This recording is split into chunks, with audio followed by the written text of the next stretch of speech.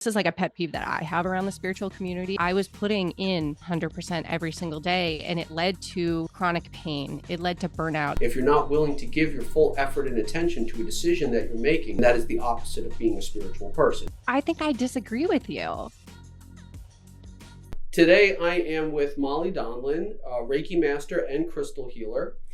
You have your own podcast called Demystify Magic.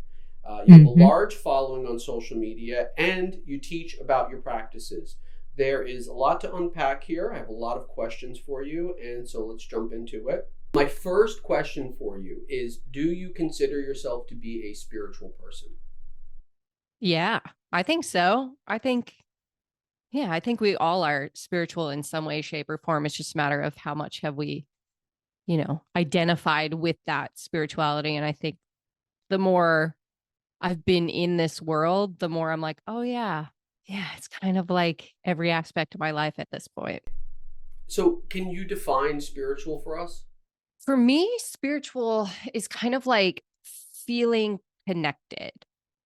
Specifically to the way that I see it in my practice is like a connection to your true authentic self. So who am I beneath the stress of daily life? Who am I beneath everything I've been taught, everything I've been programmed to believe, everything that I know? Who am I deep down? What are my deep aspirations? What are my deep um, goals, the things that light me up, and how can I feel more and more connected to that? And I think that's what unites us all as humans, is we all have this desire to be happy and healthy and safe and experience joy and love and abundance. And so I kind of like see spirituality through the lens of this book that my mom used to read me. It was a children's book called If Everybody Did. And the idea was like, she wanted me to stop tracking mud through the house. So it was like, well, what's the point if I track mud through the house? And it's like, well, what if everyone did? And then there's like, muddy footprints on the ceiling and the dog and everything. And I kind of see spirituality the same way. Like if I take, a breath when I get cut off in traffic and just go, you know what, I'm okay. It's not that serious. And I just keep driving, then that has a ripple effect versus if I just go to the habitual, like flip the bird, slam on the horn, yell at the person in front of me. And so I think being spiritual is like making choices that bring you closer to that authentic self. And then in doing that connects all of us. So I guess to summarize what you kind of said there is essentially being proactive. Yeah, I guess so. Being proactive, being mindful, feeling, connected, trying to better yourself. We can throw whatever words we want on it. The thing that I've run into over the years of being in my side of the business is that people love to throw that word around so frequently. And it's become trendy almost to some degree to use that word spiritual. And people get to use it, number one, as a backdoor, but also get to use it as a sales pitch most of the time too. I don't know if you experience that on your side of things, but on my side of things, that the idea of being a healer or spiritual or any of these things is a really great way for someone to sell their narrative or send it down the stream. And so I've always tried to come to this place of understanding, is there like a practical definition for this, like something that everyone can agree on?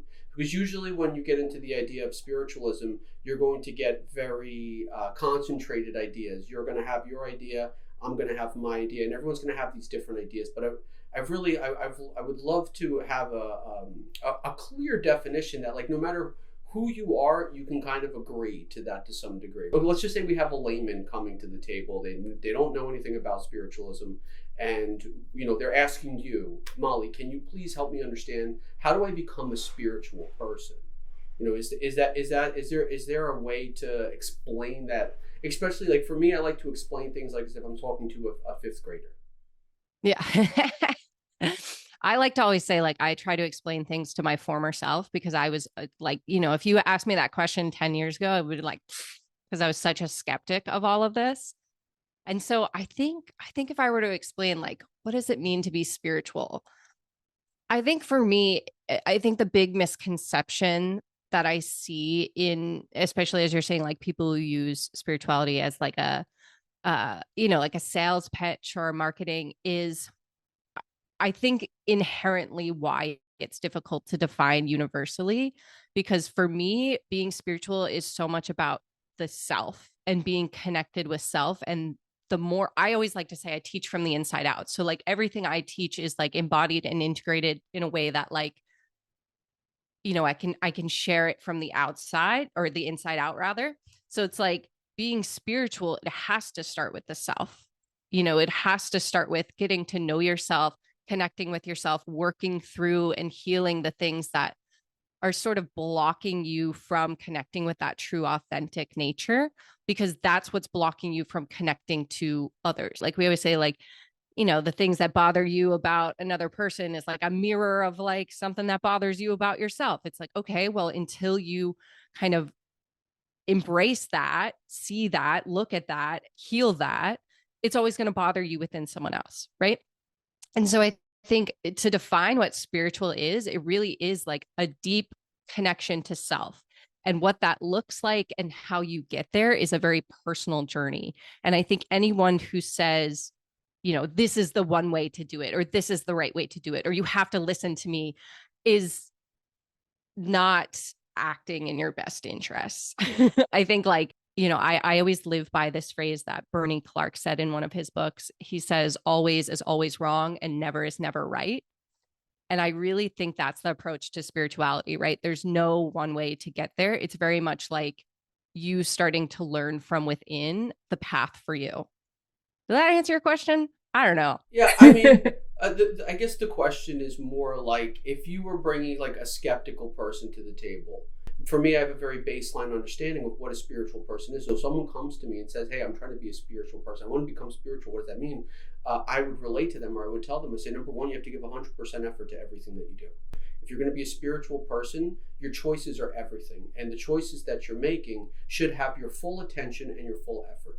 If you're not willing to give your full effort and attention to a decision that you're making, then that is the opposite of being a spiritual person. So that would be like my first baseline. Are you giving 100% effort wherever you're doing something? If you wake up in the morning and you're going to work, you chose to wake up and go to work. Are you giving 100% effort at work? Well, no, I'm not, because of X, Y, and Z. No, well, it has nothing to do with X, Y, and Z. It has to do with you and your decision making. So 100% effort is usually my baseline, because you wouldn't want to learn from a spiritual guru or a spiritual master who is lazy. See, I think I disagree with you, because so much of my life has been programmed around doing the most and doing 100%. And my background is I worked with survivors of sexual violence for 9 years before I got into spirituality or anything. And I got to the point where I was putting in what I believed was 100% every single day. And it led to chronic pain. It led to burnout. It led to not sleeping. It led to just literally, I would get off a phone call and I would break down and I would not be able to sleep. I wouldn't be able to eat. I wouldn't be able to do anything for the rest of the day. And so much of my spiritual practice has been unlearning that need to push myself to the brink. And I know what you're saying around like, kind of being intentional with what you do. But I think so many of us have this programming that I have to do the most. I have to put everyone else at the top of my to-do list, and my needs need to come at the bottom, and resting is unproductive or resting is lazy. And I think so much of my spiritual practice and the practice that I teach my clients, who are often in a similar boat to where I was, is that resting or doing less isn't lazy, right? We need to fill our cup to the point of overflow before we pour for others. Because if we're pouring from an empty cup, or we're pouring from even just a full cup, then we're depleting ourselves. And going back to like that phrase, if everybody did, right? If everybody woke up and filled their cup to the point of overflow first, we would have so much less of that mindset around like scarcity, and that mindset around like equality that is coming out, where it's like, oh, if you're giving rights away to these people, you're taking away rights from me. Like that is all that same kind of programming around, I need to give until I'm depleted and burnt out. And I think spirituality is actually like an unlearning of that, an unlearning of putting ourselves to the point of depletion, and instead tuning in and saying, what do I need today? And maybe today my 100% looks different than yesterday. Maybe I only have 3% to give. That doesn't make me lazy. That just means I need a day to rest and recharge. What's more productive than that? I totally agree with what you're saying. My point wasn't that like we need to be in a competition of who can do more. My point is that if you're going to make a choice to do something, okay, today I'm waking up and I'm cleaning my kitchen. Most Mhm. people, they won't get in the corners, they won't go under the fridge, they won't go under the oven. It's about going finishing a job to its completion. It's not, I wouldn't say it's about burning the candle at both ends.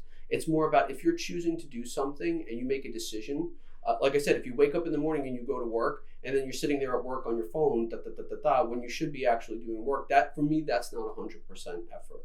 100% effort for me means that not like who's going to do the most, but more is if you're choosing to do something, then you owe it to that thing since you took on the responsibility of it to complete it to its best possible outcome.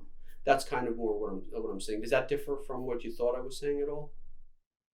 I don't think so because I mean, I think again, there's this programming that like, well, if I don't clean underneath the fridge or I don't clean all the corners, I did bad or it's not worth it. I teach the way that I teach, and I tell all my students and all my followers this 2 minutes a day is more effective than 60 minutes once a month. Some days, all I have it in me is to, move the dishes from the counter into the sink, right? And some days I'm going to deep clean my kitchen.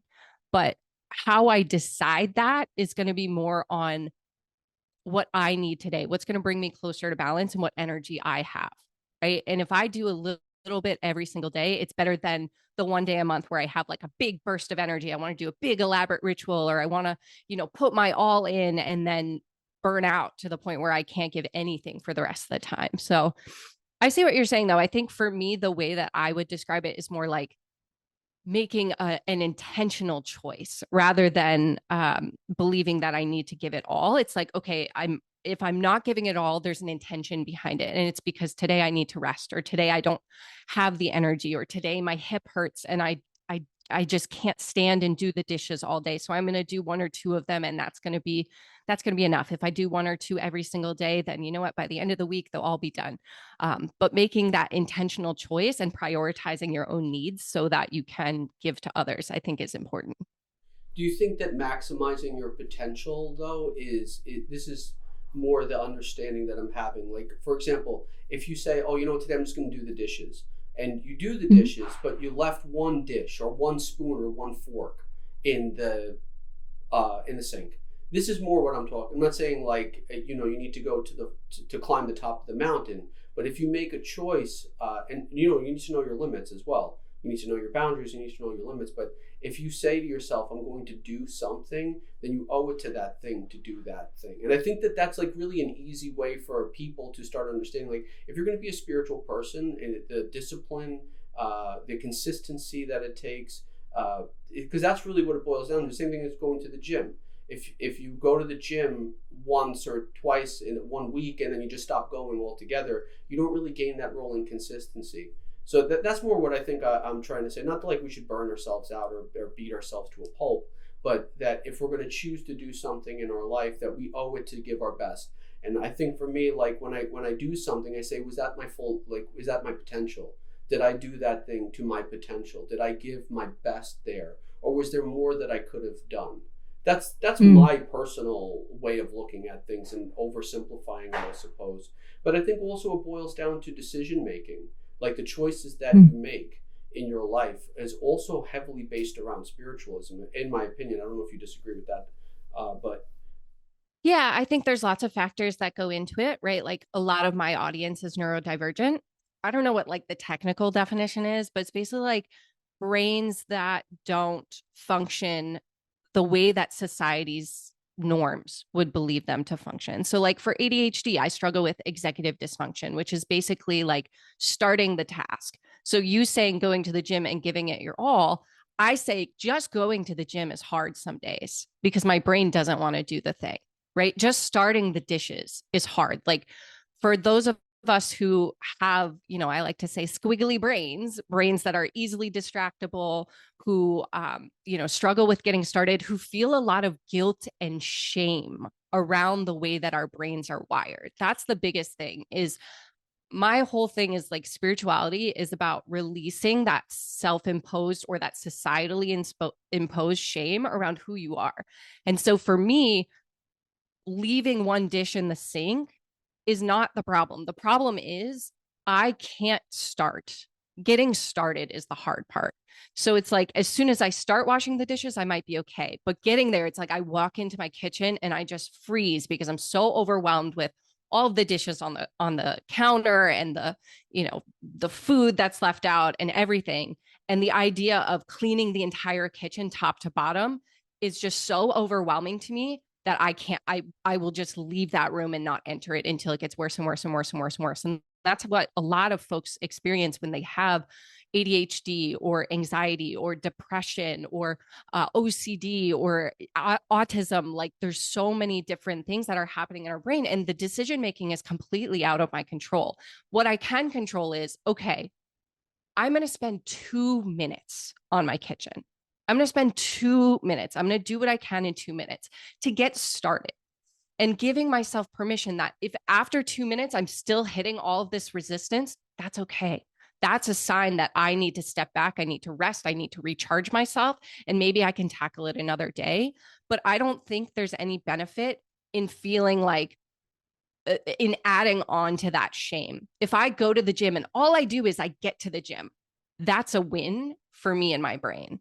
If I do a half-ass quote unquote workout, I do 2 minutes on the treadmill and then I leave, that's still more than I did sitting on my couch feeling bad about the fact that I can't get myself to go to the gym. Right. And for some people, lowering that bar is what we need to actually make that first step.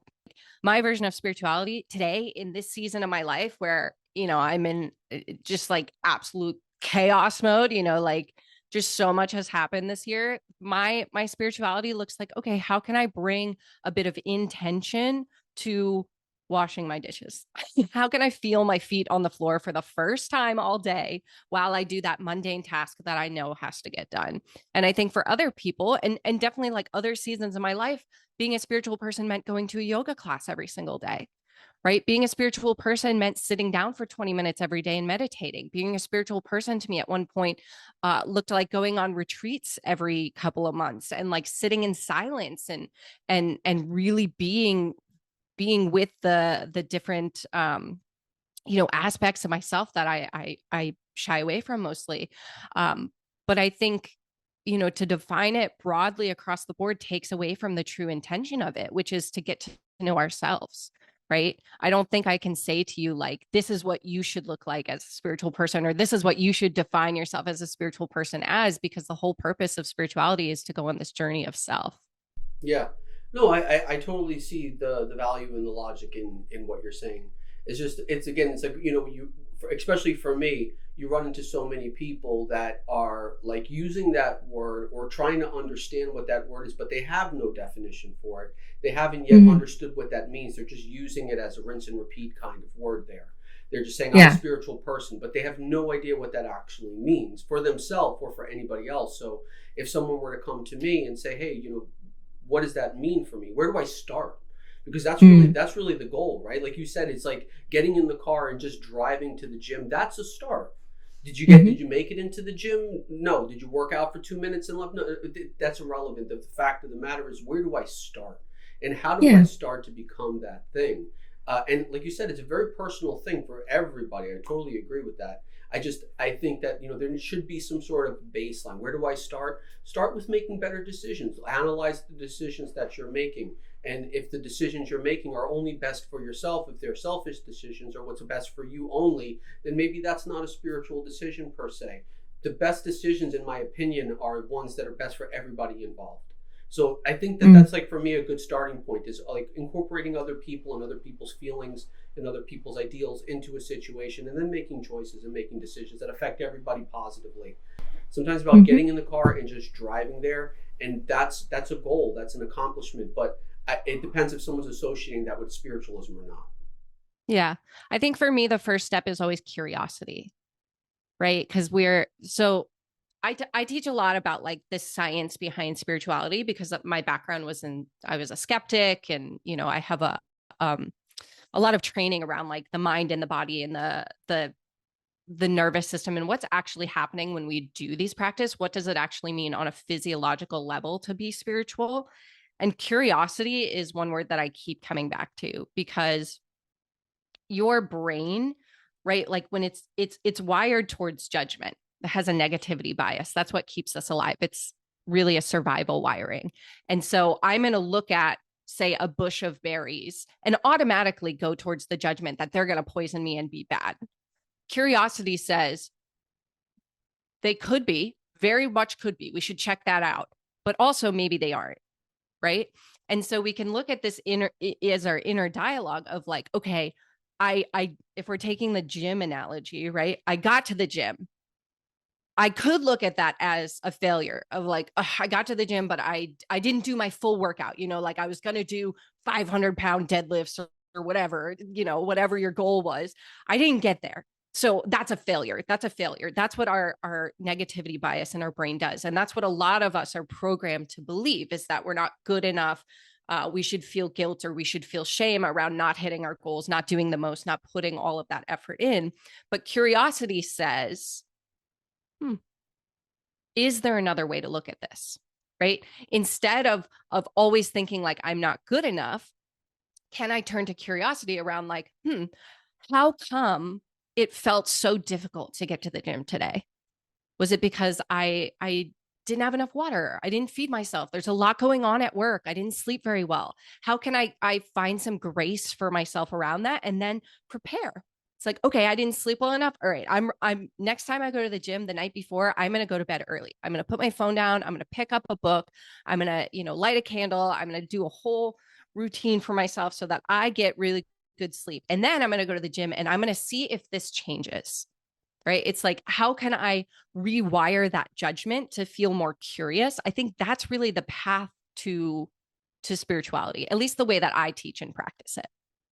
So I have a quote from you. Now that I have my phone back, I have a direct quote from you from your social media. Actually, found this on Instagram, and the quote is, "I have never in my life felt more intuitive than the time that my Prozac dosage got corrected." And really, like top 10 quote. Is that your quote? Mm-hmm. Okay.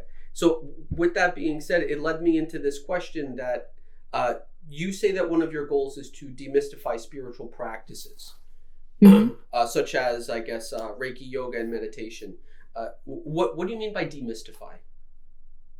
I think, I speak a lot to what I call the curious skeptics, the people who are like, something about this I'm called towards, I'm interested in, but like, I need to understand what is happening before I can be fully invested in it. Right. Like, that's why I teach like the science behind the woo is what I tell people.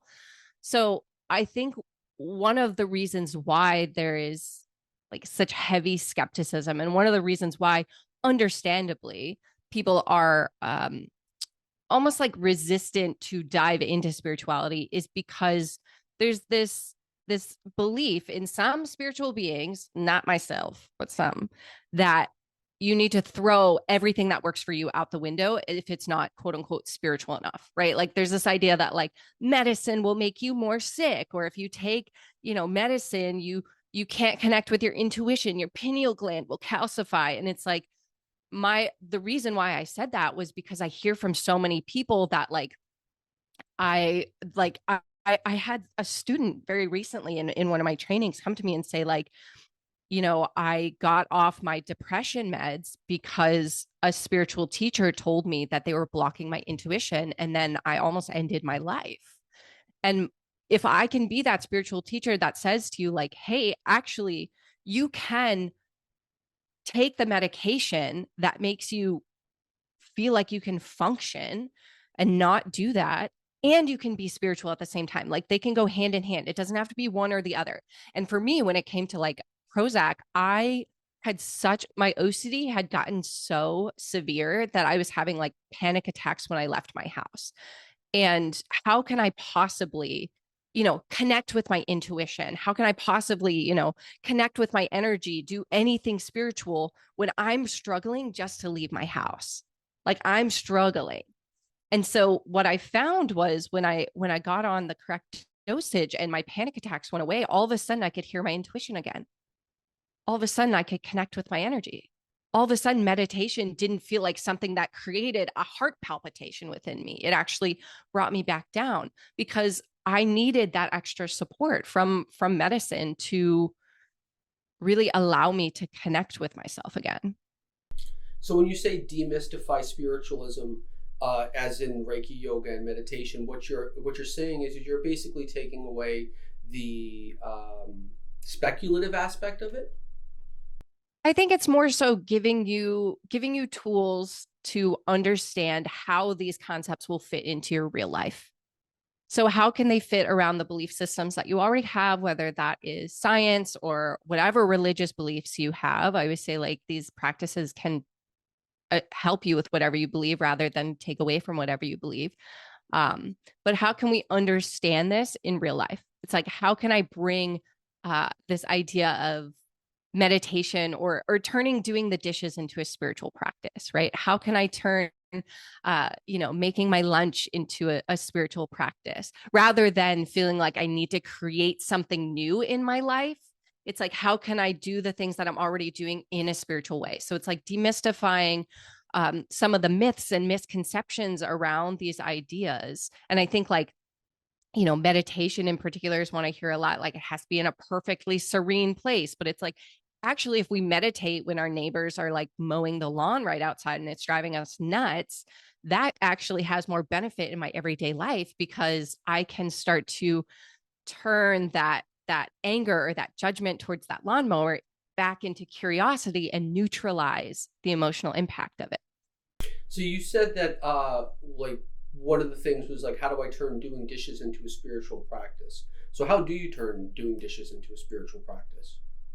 Well, if we're taking my definition of spirituality is connecting to the self, it's like we can go into the dishes and start to turn our awareness inward, turn our awareness to the present moment. So can I feel the temperature of the water on my skin or on my gloves, right? Can I smell the sense of my soap, right?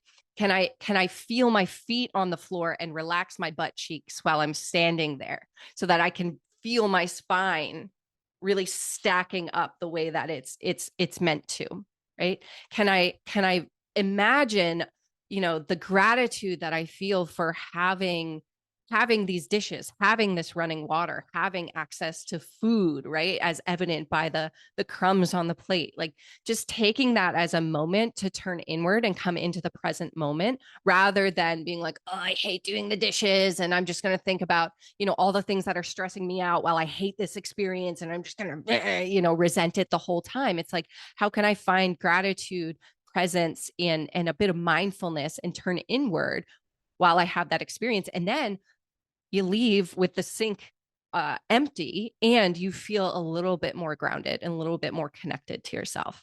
But like, but what happens, like, kind of like what you were saying before, is like when you going to do that, but then you leave the one spoon or the one fork or the one dirty dish behind. That is that Okay. that, but that's cool. Yeah. Okay, Yeah. so it's more about like being present in whatever you're currently doing. Yeah, I think it's about dismantling that idea that I have to be perfect in order to be spiritual, which I think is imposed in a lot of us, right? I have to be some swami sitting on a cliff with a completely empty mind in order to meditate, right? I have to do a big elaborate ritual to be a real witch. I have to spend a shitload of money on crystals in order to be a real healer, right? Like whereas, you know, I can just be a human having a spiritual experience and that can be enough because I'm enough. Yeah, Right. yeah. I mean, just to juxtapose that to some degree, and just for me, like when you were saying that, like what came to my mind when you said doing dishes as a spiritual practice, like for me, in order for me to execute that, one I totally agree with being present in what you're doing, Mm-hmm. not like focusing on five other things as you're doing it, because then you can't give real effort to that task. If you're focused on Mm-hmm. five other things while you're doing the dishes, then you're not really doing the dishes. You're doing five things at one time. But more than that, for me, like I used to talk about taking out the garbage a lot. So like when you take out your garbage, you could turn that into a spiritual task. So be like, how do you associate that with it? Well, because when you're taking out the trash, you can actually, to some degree, associate your own internal trash, your own internal garbage with that. Mm-hmm. Yeah. and say, you know what, as I'm taking out this garbage, as I'm taking out this trash, I'm also want to take out my own internal garbage. I want to bring it to the surface. I want to see it so that I can deal with it. And the same thing goes for the Mhm. dishes. You know, when you're cleaning the dishes, one of the things you can do is you can say, you know what, this is like me also doing an internal clean. Where is it that I need to clean myself? Where are my dirty dishes? And you can really turn it Mhm. into a moment where you can actually start to contemplate and think about, you know what, as I'm doing dirty dishes and cleaning the dishes, where is it that I might be able to do that with on an internal level? And then also Yeah. for me, just to add on the end of it, which is you got to finish the job to the best of the ability. You can't leave a little crumb on the thing. Like you got to do it to completion. That's just my opinion. I'm not saying that anybody else needs to share that. I'm just saying to finish the task to its completion.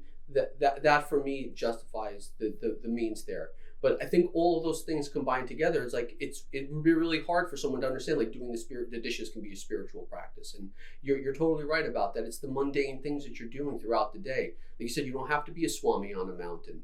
You can just Mhm. literally put consciousness towards what you're doing. Even on Mhm. the most basic fundamental practice, taking out your garbage, doing the dishes, washing your clothes, eating your food, all of this stuff can be very practical. And so, again, I really like the idea that you said you were trying to demystify things, because I think that, again, when you say demystify, for me, what it means is that sometimes people, especially teachers, gurus, masters, whatever it is, they really like to put this very speculative spin on things. Like the students won't know that, but the students just kind of have to believe and trust that the teacher is telling them the truth, right? Like Mm. I speak to angels, I speak to spirit, I X, Y, and Z, and that's really speculative things. But it adds a tremendous amount of value to a person's persona if they throw those narratives into the mix. And for me, I think when I read that you said you just demystify things, I thought I associated practicality with what you're doing. Mm. Am I off there? Yeah. I think for me it's like I, demystifying is so much more about like understanding the why behind what you're doing rather than just doing it because so and so said I should do it. Right? It's like understanding uh why we consciously come back to curiosity, understanding why it might be difficult to get to the gym, like understanding why we're going to feel our feet on the floor while we do our dishes, understanding the science behind what's happening rather than just like relying on, you know, so and so who claims they're a guru who says like this is the way it is and you have to listen to me. The way that I teach is more so like I had a teacher who said to me once that the a good teacher should have the goal to be more and more unnecessary. And so my job as a teacher and in demystifying is to help you find your inner teacher because I really believe that's the spiritual journey is to learn how to trust yourself and hear your needs and develop your path that way.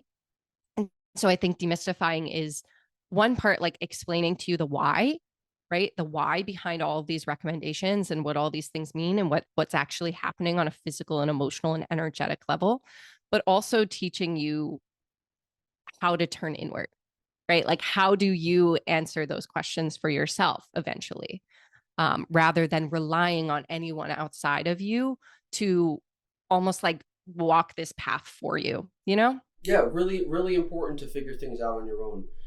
Taking someone's words at face value is usually unproductive until they're Mm-hmm. proven for yourself. You know, experience is the real master, in my opinion. Um, you describe what you do as trauma informed. So I'm completely green here. I have no idea what that means. But namely, that you're a trauma informed Reiki master. Can you help Mm-hmm. me understand what that trauma informed Reiki master? What does that mean? Yeah. So not to like geek out too fully into this is like a pet peeve that I have around the spiritual community is a lot of times people say like I'm trauma informed. I will heal your trauma. And that is not what trauma informed means. And when I see that, that shows me, oh, you're not actually trauma informed. So I'll tell you like my definition of trauma informed is essentially when I as a trauma informed Reiki master, I understand the pervasive nature of trauma. I understand that it's more likely than not someone coming to me has experienced at least one traumatic event in their lifetime. And so, therefore, the services that I provide are with special consideration to avoid or minimize as much as possible inadvertent re-traumatization. So I mentioned my background. I worked with survivors of sexual violence for 9 years. And so a lot of my work was around understanding how trauma impacts the brain, how trauma impacts our decision making, how trauma impacts our memory, and how trauma impacts our ability to ask for help. And so much of the work that I do, like I said, that whole piece around like introducing you to your inner teacher, putting you in the driver's seat, that is a piece of being trauma informed, right? Because when someone experiences a traumatic event, they lose power and they lose control, right? Whether it's a violent event, a natural disaster, whatever the case may be, a wartime trauma. It could be a lot of different things, a medical trauma. Can I just insert a question? So when we're talking about traumas are subjective, correct? Like if me and you both experience the flood, for me it might be like whatever, but you might be like, oh my god, the flood was right. Yeah, it's the brain's reaction to an event more so than the actual event itself. Do you know what determines that? Like what determines how we? I guess because the trauma is associated with how we're going to handle whatever's coming onto our plate, correct? Mm-hmm. So Yeah. how do you think that? Why do you think that that differs between person to person? I mean, there's so many different reasons, right? Like it could be the nature versus nurture, right? Some of us are genetically predisposed disposed dis, oh my god, what is that word? Disposed. What the hell is that word? Why won't it come out? Some of us genetically are impacted by trauma because trauma is actually shown to be able to kind of weave itself into our DNA. And so some of us may have some predisposition, there's the word, to certain traumatic events. Some of us, we may not have developed the skills that we needed in childhood. Like say we experienced neglect in childhood, then I may not have the resources I need to basically like know how to handle a situation. Like a breakup, Sometimes right? it's what's that? Like a breakup. Like let's just say I'm just trying to associate it on a practical level for someone who might. Yeah. So for instance, if I was a kid of divorce, right, and my dad left us and didn't hear from us, and then we really struggled financially after that or whatever, like I didn't have that figure in my life, then I might go through a breakup that is similar to that and have a similar reaction because that is like a trauma that I held on to in my childhood, right? Like So So would trauma can that be be a trauma? Like so, your dad, like let's just say someone's, God forbid, someone's dad leaves, they leave him in Mhm. poverty. That's a trauma itself, correct? could be. Yeah, so trauma is less about what happened and more about our body's physiological reaction to it. Right. So like I may, if I was a kid of divorce, I may internalize that as trauma versus someone else who was a kid of divorce and didn't internalize it in trauma, right? Like I might um, you know, go to war and not come back with a trauma response versus someone else who does. So it's more so about like our brain and our body's reaction to it than it is about like the actual event because anything can create trauma, right? Like it could be the big ones we talk about are like violence, neglect, natural disasters, war, things like that. But really, it's like a divorce could be traumatic. A move could be traumatic. Changing schools halfway through high school could be traumatic. A particular like food issue could be traumatic. If you were like, on a big road trip and you threw up in the car, and then every time you get in the car, you're like, oh my God, I'm going to throw up, right? That could create a trauma response. And so being trauma informed is more about like creating spaces where we recognize that, we acknowledge that trauma exists, and we try to minimize um, the risk of inadvertent re-traumatization. So, for example, in my Reiki practice, I when I do Reiki on someone, say they're in person, I never just like put my hands on them. I always ask like, so Reiki can be done with hands gently touching the body or hands off the body, which feels more comfortable to you, right? And rather than saying like, is hands on fine, right? And putting that judgment behind it. Another thing that we do It's a in very kind of like sensitive trauma. way to do things, actually. Yeah. Yeah. So it's the way that I see it is like I think when someone comes to you as a spiritual teacher or a spiritual leader or whatever you want to call it, a healer, whatever, there's this there's this hierarchy that gets imposed, right? Naturally, like I have a podcast. So people who listen to the podcast are like, oh, I'm gonna listen to her because she's on the podcast. And so there's this like pedestal that gets created. And for me, being trauma informed is breaking down that pedestal and telling you that you are actually in control.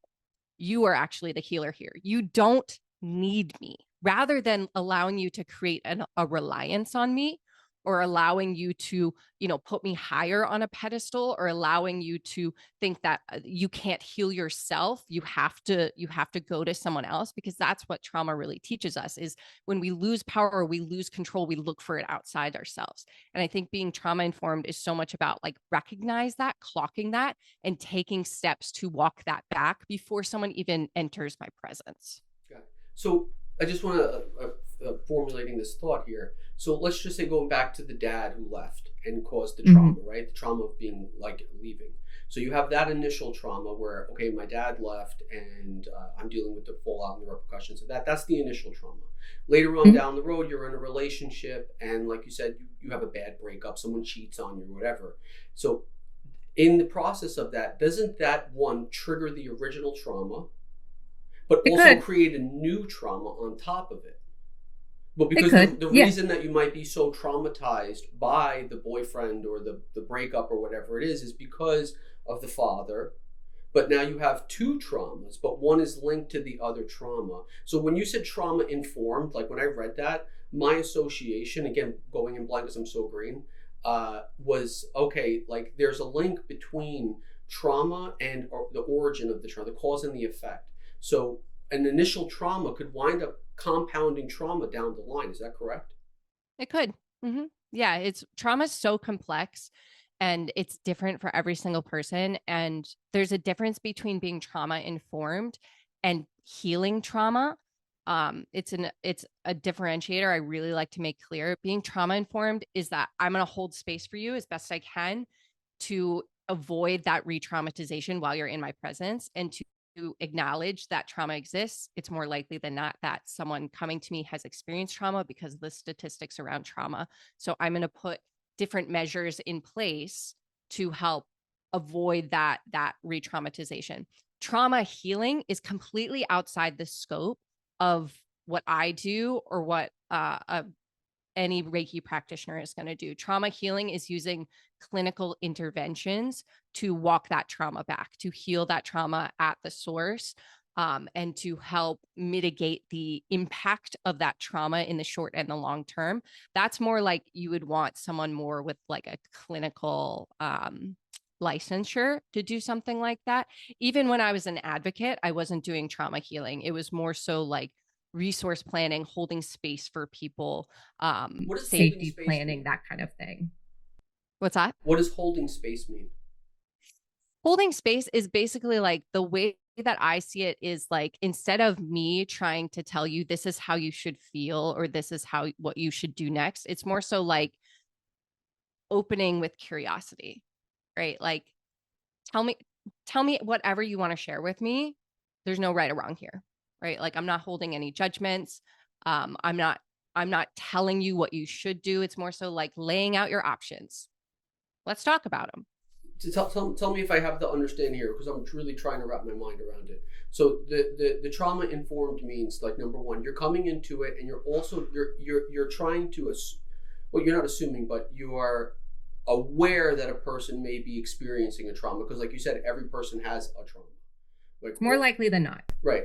So you're already going into a situation, an energy healing situation, assuming or understanding that most likely this person has been traumatized at some point in their life. And I want to create an environment that is sensitive to that person's trauma. I don't want to trigger that trauma. I don't want to be a trigger, you yourself. Yeah, as much as possible, right? Because trauma is so unique, I can't guarantee that like It could be I'm wearing a green shirt right now. Maybe, if they experienced a violent crime, the person was wearing a green shirt. Like I can't control around that.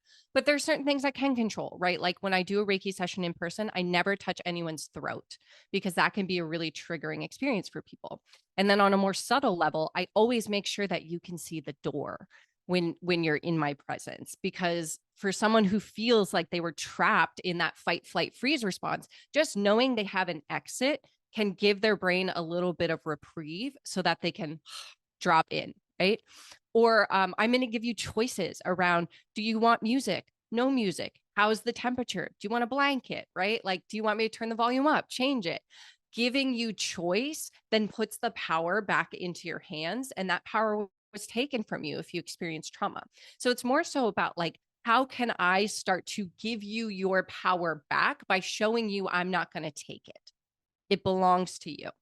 So essentially, being sensitive and aware of the environment that you're creating, the space that you're holding for a person when they're in your presence and experiencing a healing session with you. Yes. And also understanding like the nuances around trauma and why they might impact someone and how they might react to certain things is a big piece of it as well.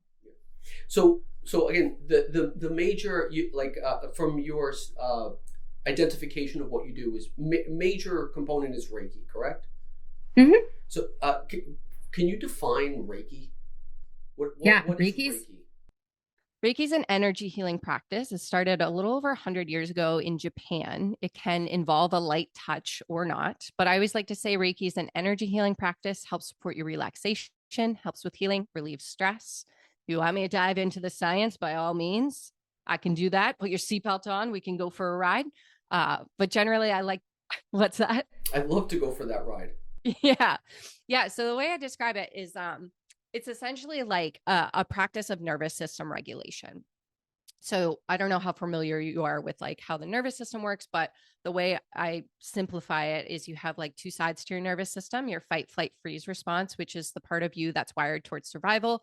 It thinks that, a tiger is chasing you and you got to get away, or you got to fight it, or you got to play dead and hope it moves on to fresher prey. And then there's the parasympathetic nervous system. That's your rest, restore, and heal response. That's when all of your resources can go towards finding equilibrium and healing in the body. So when we are in that survival response, all of your resources in your body and mind go towards keeping you alive, right? Your memory, your concentration, your focus are impaired. Your heartbeat starts to go quicker. Your breath comes up into your chest to prepare you to run. Your digestion slows down. We create more pain, inflammation, tension in the body because our pain receptors are affected. So many of those like functions that are not quote unquote survival go dormant so that we can keep ourselves alive, essentially. But the thing about your brain is it doesn't really know the difference between a tiger chasing you and your Wi-Fi buffering for just a little bit too long before an important meeting, right? Our instinct is to go into that fight, flight, freeze response. And so what Reiki does is it helps you start to notice that reaction and then shift back into the parasympathetic nervous system. So there, all those resources that went towards survival now go towards equilibrium, right? I can find focus again. I can concentrate. I can feel creative. I can feel compassionate. I can feel empathy, right? My shoulders can relax, right? That tension I've been holding into my body can start to melt away. My breath can go back down into my abdomen. My heartbeat can start to slow down, right? And so when we're experiencing Reiki, it's this sort of like short-term impact of like all of those short-term things shift over into the parasympathetic, but then long-term there's this ripple effect.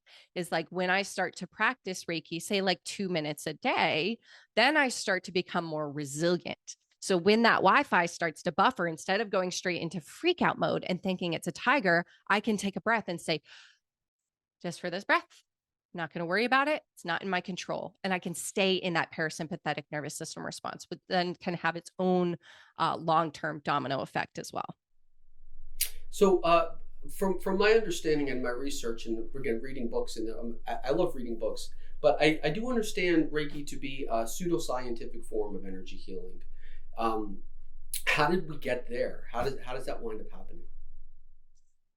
Really, no. I think like pseudoscientific is such like an interesting term because I mean, my belief is like, if it works for you, it works. And if it doesn't work for you, then like there's going to be something else that's better for you. So I'm never someone that pushes Reiki on anyone who feels like, oh, it's not for me or it doesn't work or whatever. I don't even go there. The best I can offer you is there are dozens of placebo controlled studies that do show Reiki's efficacy. They've even done placebo controlled studies on rats that have showed to decrease the heart rate and other, nervous system responses within the rats.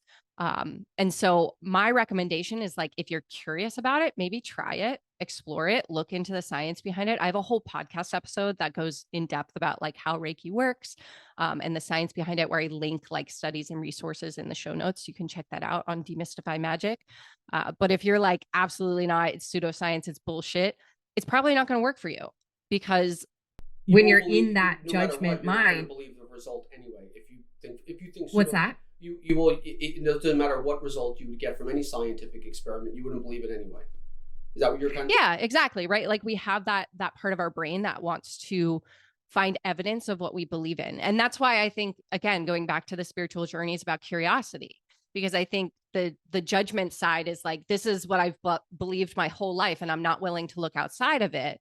And curiosity says like, okay, I'm not so sure about this, but I'm willing to explore before I decide how I feel.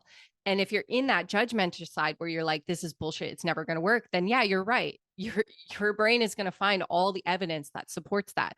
But if you're in that curiosity side, now you expand your perspective and you can make a decision based on how you intuit and how you feel and the evidence that presented to you, rather than just following along with what you've always been told, you know?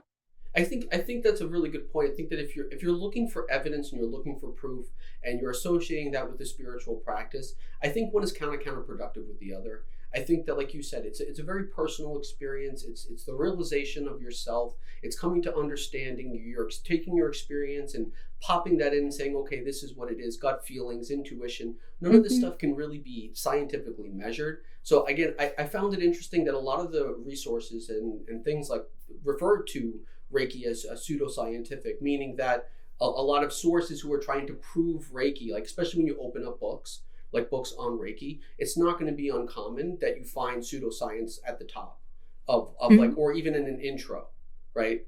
Because I think that then right off the bat, you're saying, hey, there's credibility to this. There's scientific credibility. So even if you're skeptical, there is measurements around this stuff, and we can measure it to some degree. Reiki practitioners use a technique called hands-on healing, right? But you said that it doesn't necessarily have to be hands-on. It can just be, because Rei is universe, Chi is energy, correct?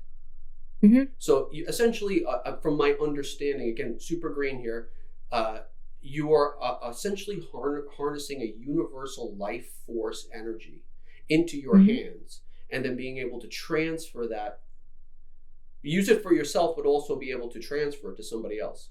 Is that a very baseline definition of Reiki?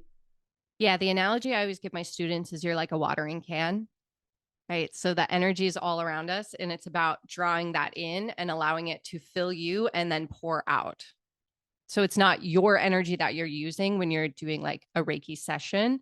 It's more so, again, like channeling that energy and allowing it to flow through in a really potent, condensed kind of way.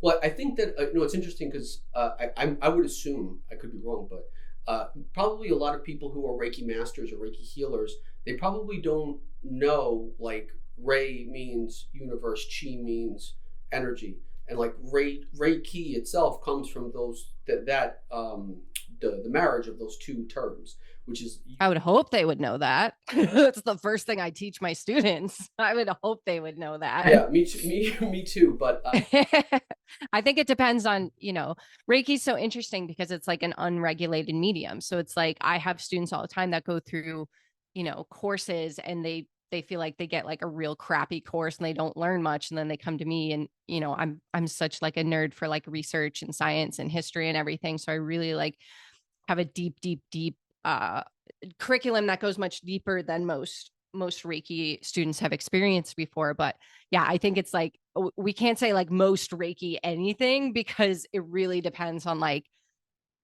who they trained with, how they trained, what resources they've read, how deep they've gone into their own practice. Like someone who goes through being like you, like not knowing much about Reiki, to a Reiki master in a weekend is going to be have a very different relationship and understanding of Reiki than someone like myself who's been practicing for almost 8 years at this point. So it's one of those where it's like I would hope they would know that, but Yeah, no, No way to tell. I'm a stickler for definitions. Like Yeah. I love defining things. I love because then you create clear lines. I feel like we live in a world now where misinformation is just so vast, and Yeah.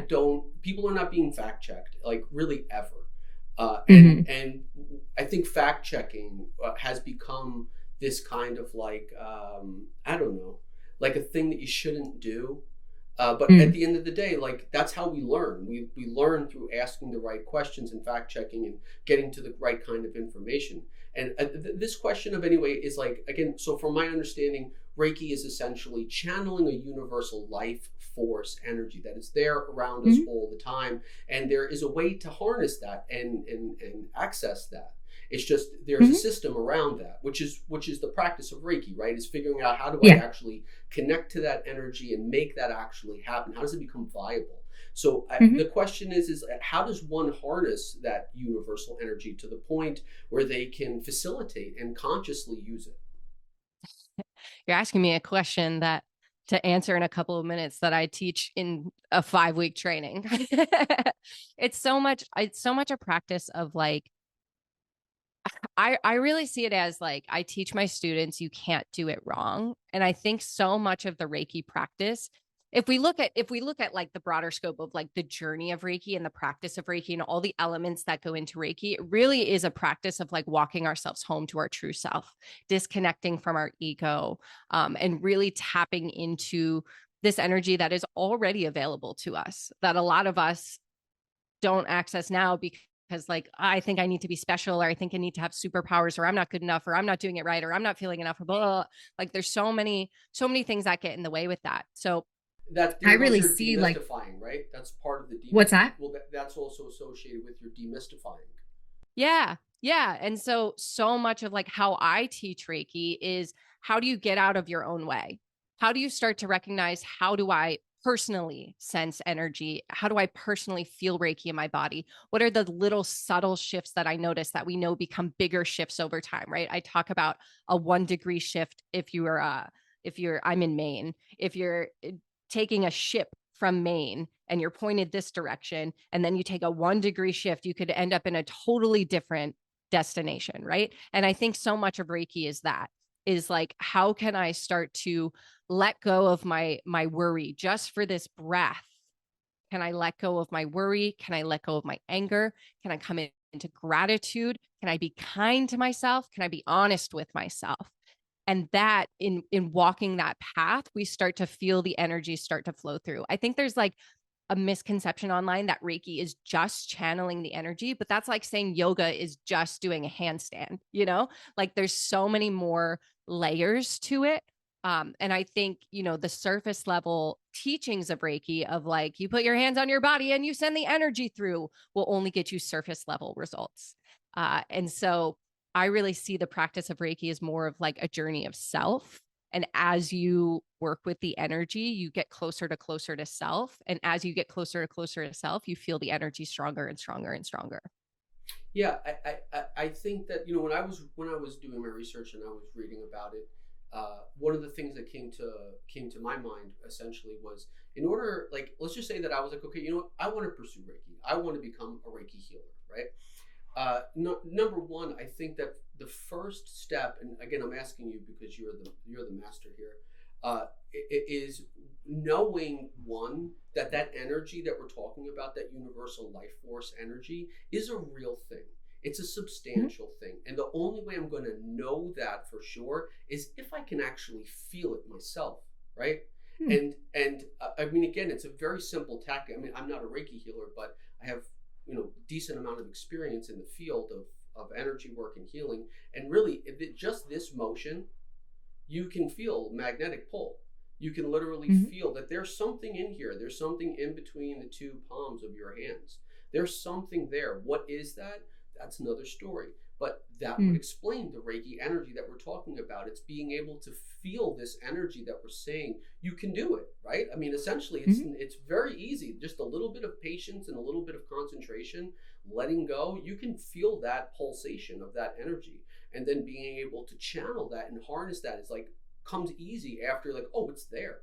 So I can Yeah. harness, I can channel, I can grow it larger and larger and larger. I can actually bring that energy out to the auric field, to the astral field, and then fill myself. Number one, fill myself up, because Reiki healing, the value could be in also working it into your own and energy bodies. Is that it? So would you say Reiki healing is number one should first be self experienced and then Yes. facilitated?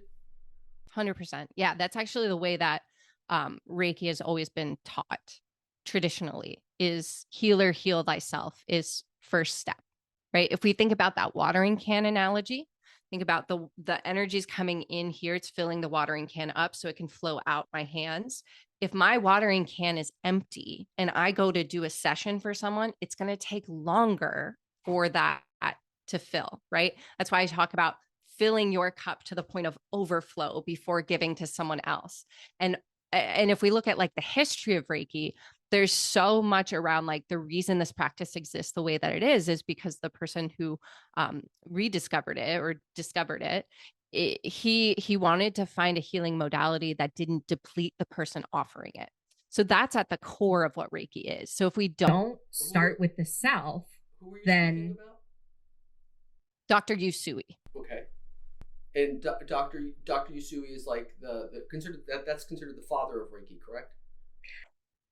So there's different legs of Reiki. The traditional kind of practice of Reiki or Usui Reiki, which is primarily the one that's used in the West and also primarily the one that is used like when I talk about like the scientific experiments and things like that, they're typically talking about Usui Reiki. However, there are other forms of Reiki that have existed prior to that. And there's other forms of energy healing that are similar to Reiki that aren't under the Reiki umbrella.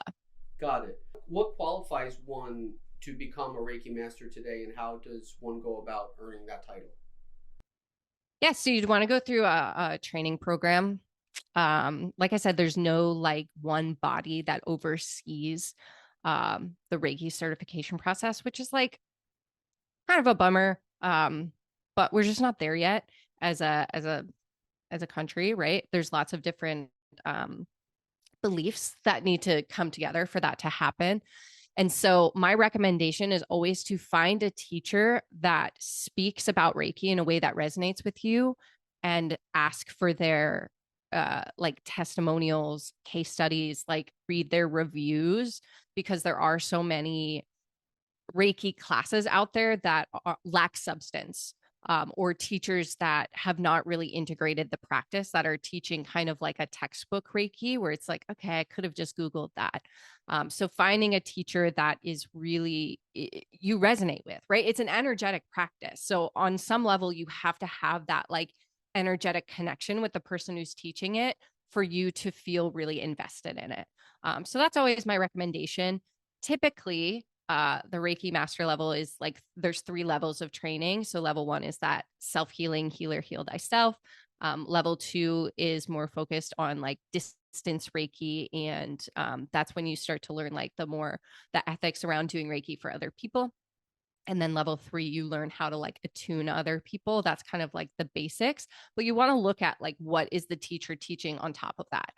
For instance, like my level 2 training, it doesn't just talk about like doing Reiki for other people, but we go deep into like the principles of trauma informed care and how you can hold space for people in that trauma informed way, like you and I were talking about. What are the things that I can do? What are the things that I can say? What are the things I don't do and don't say to provide that as a resource? And then like some people teach the master program in like 3 hours. Mine is an immersive 12-month training. So, and that's just the style that I like to teach because I want the people who are leaving my training, going on to teach others to be really, really integrated and immersed in their Reiki practice so that it becomes like who they are teaching from the inside out rather than just something they do. But I think the biggest thing is finding a teacher and a training program that resonates with you. Yeah, I think that makes a lot of sense, and I like the fact that it's not just a quick "here you go," rinse and like here you go. I think that earning it is something that's really important. And if you're willing to go 12 months and really earn it that way, like how you're doing it, I think that that makes it way more effective. I mean, one of the things I found in the research was that Dr. Yusui, he taught over 2,000 students. He was accredited with about 2,000 students, and out of that 2,000 students, I believe, again, I saw differentiating numbers between 11 and 19 students actually went on to become Reiki masters. So I thought it was really interesting that the father, the quote unquote father of Reiki, had 2,000 students and only 11 to 19 of them reached that master level. And now what we see in modern day society is that everyone's a Reiki man. I mean, I have literally like 5-6 times a week, someone comes into our warehouse here and is a Reiki master. And I was like, wow, like have the standards changed? I think maybe, but I think part of it is also like accessibility and awareness of the practice, right? Like when Yusui was bringing the practice to life in Japan, it was the 1920s. And so our ability to, we even talk about like, there was some discrepancy around like, can they allow women to do Reiki? Because at the time, women were not working, women were not doctors, women were not teachers. And now we have like such a very different view of just gender equality in general in these practices. But I think it's partially accessibility, right? And partially understanding, right? There's so many Reiki masters today because Reiki is so much more accessible, right? Because the practice kind of like grows and grows and grows exponentially. When there's just one guy talking about Reiki, he had to bring awareness to what it is. It's kind of like, well, I know you're so short on time. I guess my major question is that would you ever, so if someone takes your Reiki courses, let's just say, right? Like I want to learn, so I want to take your course. If the person completes the course, do they get certification, or do you ever decide like, hey, listen, you're not understanding, you're not learning, you actually fail, like you would do it like in an elementary school? Yeah. So I in my training, there are like steps that you have to take to actually earn certification. A lot of trainings will just give you certification. Right. Which is, I think, a problematic. So again, it depends on like, you want to research the course that you're going through. For instance, like my Reiki master students, they have to submit 4 different practicum assignments throughout the year. So they have to do like 12 different sessions and submit like in-depth feedback around like what was the session like, what was the experience, etc., in order to qualify for certification. And then they receive feedback from me for each of those practicums. So then, if practicum 1, I say like, hey, I'd really love for you to experiment with doing like an in-person session and see how that feels. Then practicum 2, I want to see that in-person session, so that's the kind of teacher that I am. But like I said, it really depends like what type of training you're looking for. I love the fact that your training is a little bit more detailed and in depth than what I understand. Where like I have people come in there, oh, I'm a Reiki master, and I'm like, oh, like how did you do that? Oh, I took a 3-day course, and I'm like, well, what? Like you became a master in 3 days? That's pretty wild. Let me ask you some rapid fire questions because I know we're short on time. Okay. What do you think happens to us at death? Oh God, I have no idea. I don't know if I really think about it, to be honest with you. I'm kind of one of those people that like my beliefs about like what happens in death, it kind of like ebbs and flows. I'm like, I don't know. Some people it might be reincarnation. Some people it might be they just disappear. Some people come back as ghosts. I don't know. Maybe we get to choose. That would be cool. I would like to choose. Yeah, that would be nice. What is your favorite song? Song? Yeah, your favorite song. Ooh, my favorite song is Constantine by Something Corporate. What is your favorite season? Fall. Me too. Do you consider yourself to be a good person? I do my best. I think my intentions are pure. Do you consider yourself to be an honest person? Yes. What is your favorite trait that you can find amongst human beings? Oh, their resilience. What is your least favorite trait you can find amongst humans? Violence. If you could give out one piece of advice to a stranger, what would it be? Be nice to yourself. If you could give out one piece of advice to yourself, what would it be? Be nice to yourself. Nice. And last question for you. If you had one prayer to pray, what would it be? May all beings be happy, healthy, and free. Molly, thank you so much for your time. Thank you for taking time. I learned quite a bit from this conversation. I really appreciate you. If you're interested in getting certified in Reiki or learning Reiki, I think you're a great source for that. Thanks, Chris. I love that you are out there doing the legwork, and that you are really, your social media is great. One of like a lot of the questions I had towards the end were, how did you stay so relevant, or how do you stay so relevant in social media? Because I think for people like you and myself, especially when there's business involved, it's so hard. Do you have like a piece of advice for anybody who is trying to build their social media? You got to find what's authentic to you, and you have to enjoy it if you're going to do it every single day. For a long time, I tried to do what I thought the algorithm wanted, and I was like slamming my head against a wall. It was like, even if I had a video go viral, it was like, oh, now I have to make another video just like this one. And now I just have fun with it. I just have fun. That's the secret. I like, first things first, like if a video does not do well, I'm like, well, it was really funny, or it was really fun to make, or it was a really good tip, or maybe it helped one person. But if you don't enjoy the process, you're never gonna hit the finish line. That's for sure. Yeah. Really It's always going to great. be a chore. Really great advice. Thank you, Molly. Thank you. Thanks, Chris.